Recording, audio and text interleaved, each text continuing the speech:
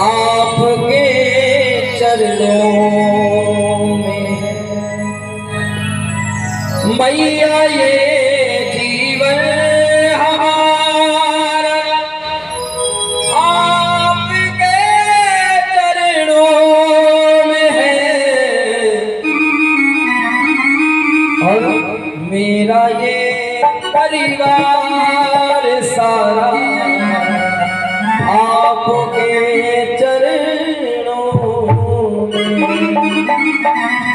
मानता है कि मैया की कृपा से हमारा परिवार चल रहा है। एक बार भाव से, एक बार जोर से जयकारा लगाना, बोलो सच्चे दरबार की जय। मैया ये जीवन हमारा, मैया ये जीवन हमारा आपके चरणों में है। मैया ये जीवन हमारा आपके चरणों में। हाँ मैया ये जीवन हमारा आपके चरणों में है। मैया ये जीवन हमारा आपके चरणों में। दीन दुखियों का गुजारा, दीन दुखियों आपके चरणों में।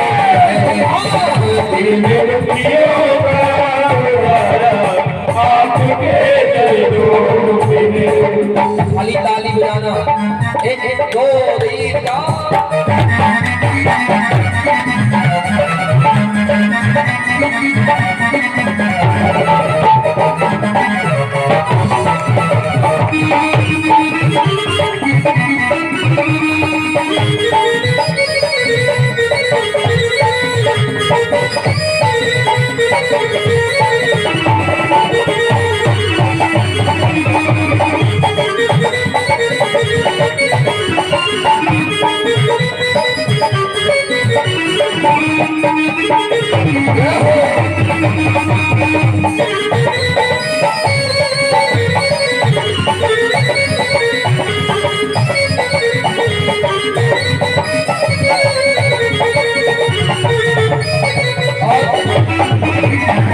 आपकी रहमत से मिलती इज्जत की तो रोटियां, आपकी रहमत से मिलती इज्जत की तो रोटियां। लोग कहते हैं कि बाबा जी लोग हराम का खाते हैं। इस संसार में लोग कहते हैं बाबा जी लोग हराम का खाते हैं। अरे मूर्खों, बाबा जी लोग हराम का नहीं, बाबा जी लोग राम का खाते हैं।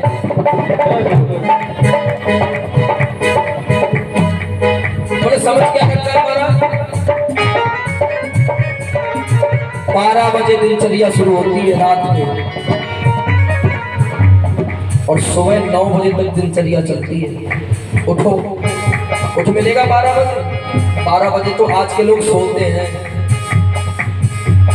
लेकिन 12 बजे से दिनचर्या चलती है और सुबह 10 बजे तक दिनचर्या चलती है। उसके बाद डायलिसिस होता है।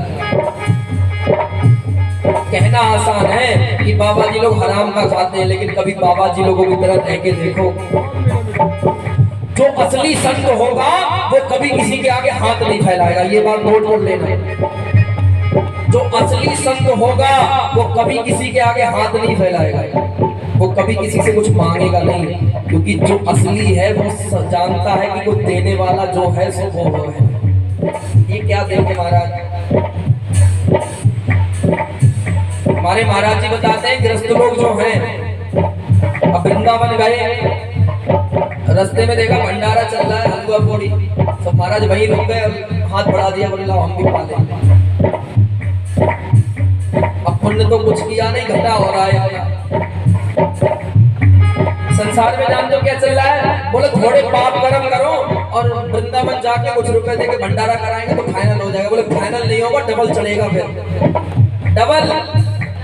हाँ, ये डबल चलेगा, क्योंकि जैसा खाओ अन्न वैसा बनेगा मन, और जैसा पियो पानी वैसी बनेगी वाणी। इसलिए होश संभाल के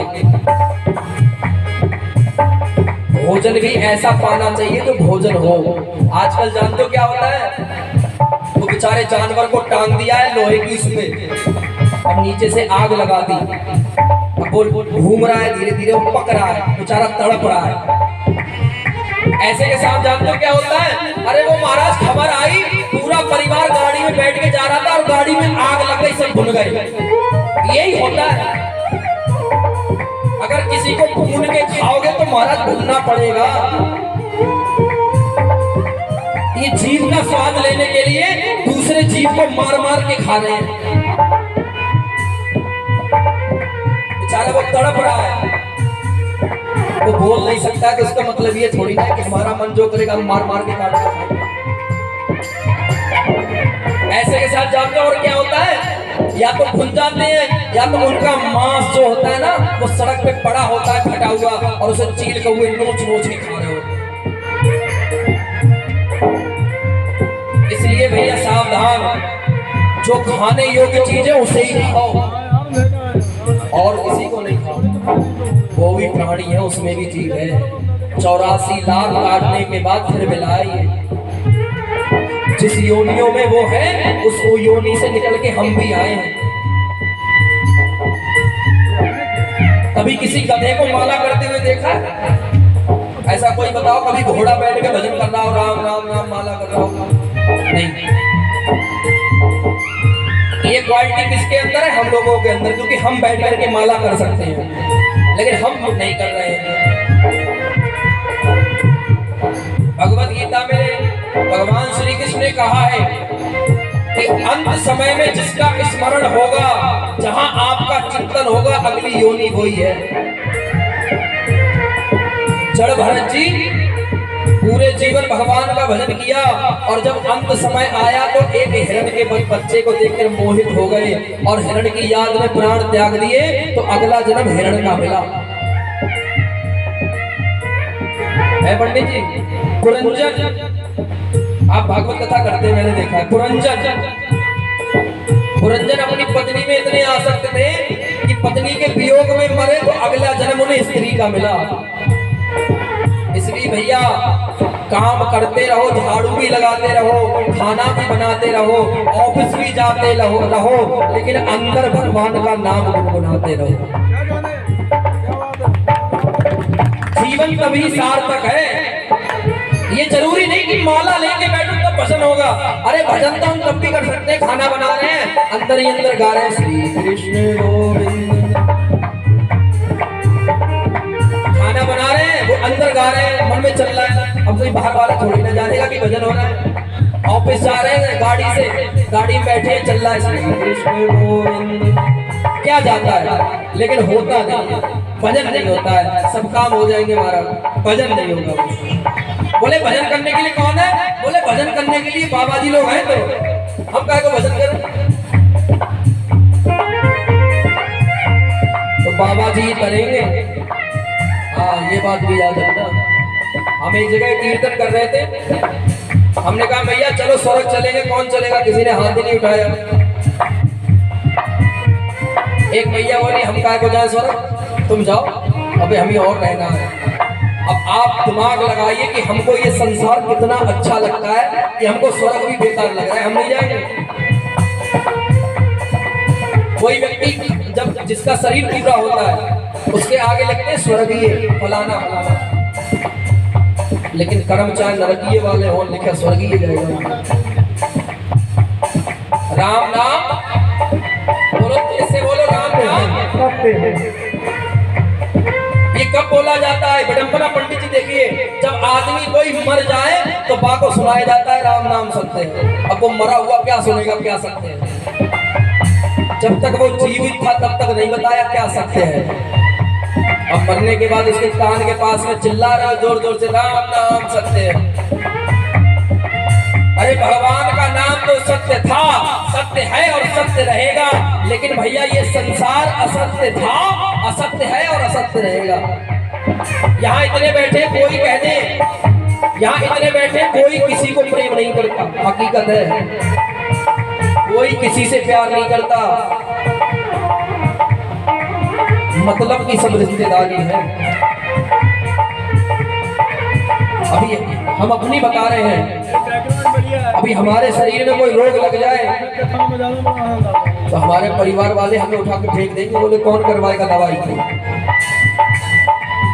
लेकिन एक माँ होती है, उस परिवार में एक माँ भी होती है। बच्चा चाहे कितना भी बेकार हो लेकिन अपनी माँ के लिए हीरो होता है। बच्चा चाहे कितना भी नालायक हो लेकिन अपनी माँ के लिए तो हीरो होता है वो। हम लोग कहते हैं कि माँ बाप ने हमारे लिए किया क्या, हम लोग कहते हैं, लेकिन एक बात बताऊं, आज तक ऐसा कोई माई का लाल पैदा ही नहीं हुआ जो माँ बाप का कर्ज उतार दे। लेकिन आजकल की जनरेशन क्या कर पा रहा है, अरे हम उतार देंगे कर्ज। ऐसी एक कलयुग का भक्त अपनी माँ से बोला, सुनो आप जो कहती रहती हो ना कि माँ बाप के दूध का कोई कर्ज नहीं उतारेगा, कल हम आपका कर्ज उतार देंगे। बोला कल आपका कर्ज उतार देंगे। तो माँ बोली काय को बाबरा हुए हो, आज तक तो कोई उतार नहीं पाया, तो क्या उतारेगा। बोल नहीं कल आपका कर्ज उतार देंगे, तुम जो बताओगी मैं वो करूंगा। अब अगला दिन आया, ध्यान से सुनना, आपके मतलब की बात है।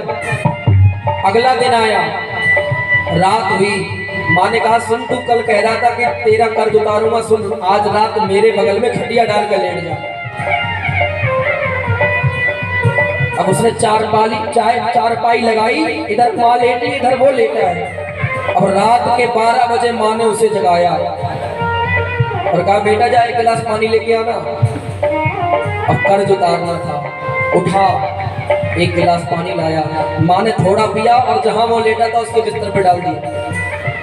कुछ नहीं बोला क्योंकि कर्ज उतारना है भैया, अब जैसा माँ करेगी वैसा करना पड़ेगा।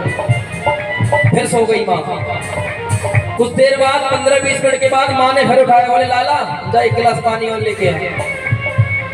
उठा फिर एक गिलास पानी लेके आया, माँ ने थोड़ा पिया फिर उसके बिस्तर पे डाल दिया। ऐसे करते करते 2-3 बार उसका पूरा बिस्तर पी गए।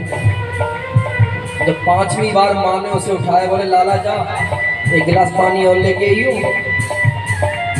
तो बोला सुनो, बात सिर्फ कर्ज उतारने की हुई थी, रात भर पागल बनाने की बात नहीं हुई थी जो तुम मुझे पागल बना रही हो।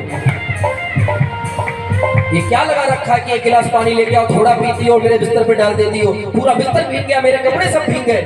बोले सुन, सुबह तुमने क्या कहा था कल कि तेरे दूध का कर्ज उतारूंगा, तुझे याद नहीं जब तू छोटा था तू इधर पेशाब करता था तो मैं तुझे इधर निकालती थी, तू इधर पेशाब करता था तो मैं खुद भीजे में सोती थी लेकिन तुझे अपनी छाती से चिपका के सुलाती थी।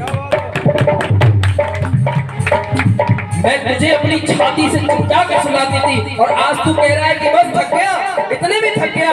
अरे अभी तो पूरा जन्म पड़ा है माँ बाप का कर्ज उतारने को, एक रात में थक गया। तो इससे भैया माँ बाप का ना तो आज तक कोई कर्ज उतार पाया है, उतार पाया। एक बार जोर से बोल लगाना, बोलो जन्म देने वाली मैया की।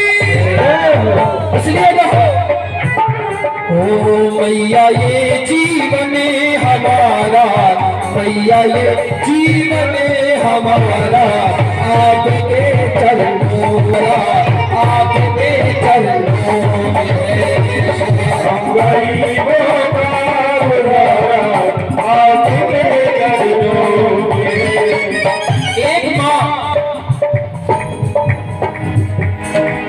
एक बच्चे का जन्म होता है तो कितने किलो का होता है, 2 या 3 किलो का। 9 महीने गर्भ में रखती है। एक ईंट का वजन कितना होता है, 3 किलो। यहाँ नौजवान इतने भाई बैठे हैं, एक 3 किलो की ईंट कमर से सिर्फ 1 घंटे बाद में दिखाओ, लेकिन वो माँ जिसे हम घर से निकाल के बाहर कर देते हैं, वो माँ 9 महीने हमको अपने गर्भ में रखती है, उसे कितना पीड़ा होती होगी।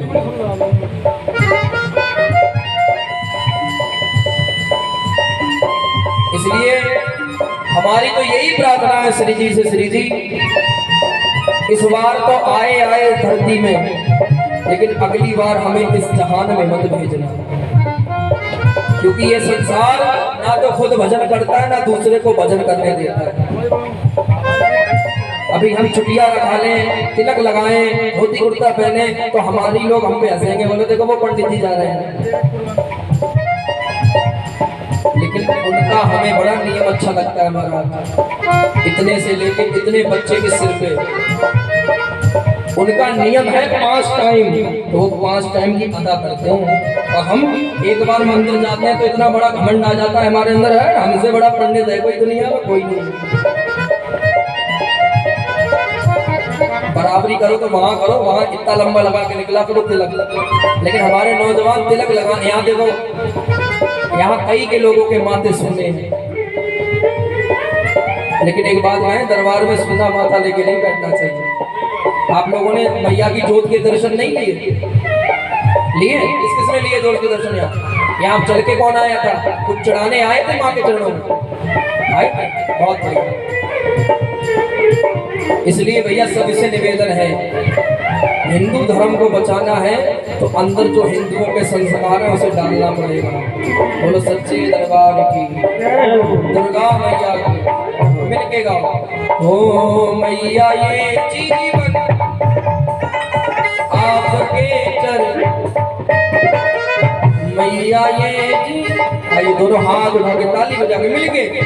ओ मैया ये जीवन हमारा आपके चरणों में, मैया ये जीवन हमारा आपके चरणों में।